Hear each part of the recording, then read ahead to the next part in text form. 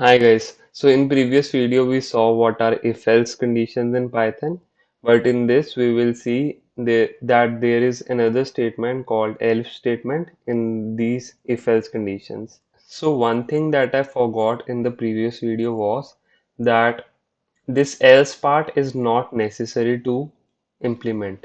Like even if you run this way, you will not get any sort of error. This is also perfect. It is not compulsory to write an else condition.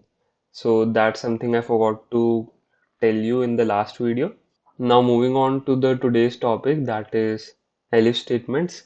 So again, let's take the same example, whether this number is divisible by 2 or not. Okay, if this is divisible by 2, instead of even number, we want to print div by 2.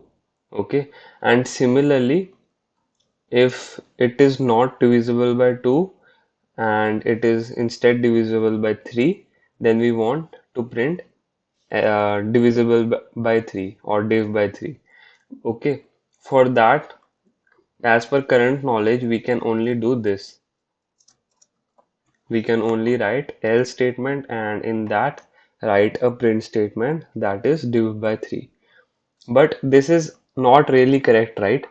Even if the number is not divisible by 3 but is divisible by some another number, for example 7. If I write 7 here and if I run the Python code, then also it will print div by 3. But this isn't true. So if we want to add another condition in between the if and the else condition, so we can do that as well in form of elif conditions. So these are exactly just like the if conditions. So the syntax for that is elif keyword and the colon symbol, and in between them we write some condition. So again, let's write n modulus 3 equal to 0, and if this is true, then we want to print this. And now in the else condition, we can instead write not div by 2 or 3.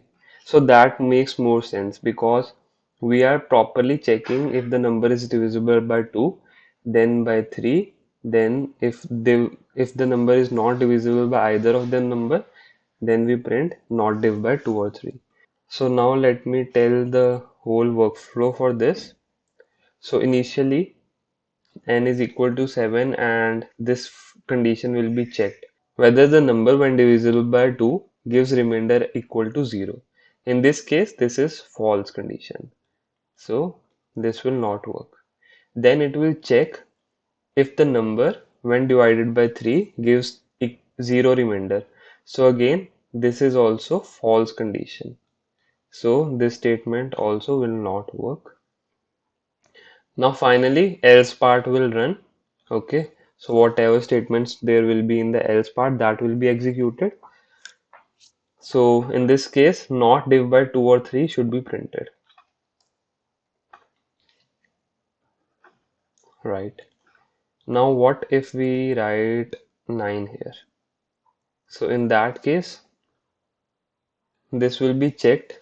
In this case, obviously 9 cannot be completely divisible by 2, so it will be a false condition here. So this will not be executed. Then it will check whether 9 when divided by 3 gives 0 as remainder.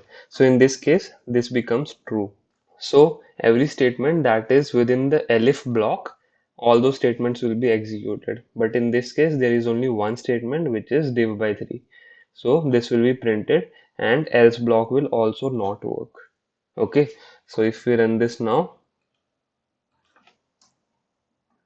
div by 3 should be the answer, and that is what it is. So that's the whole workflow of if, elif, and else statements. Again, elif is not compulsory, as in the previous video also I wrote if else condition without any elif condition. So elif is not necessary. It is just for adding another condition so that you can easily properly define your whole code. And that's all guys for this video, and I hope you really like the video and subscribe the channel for more such amazing tutorials. Thanks guys.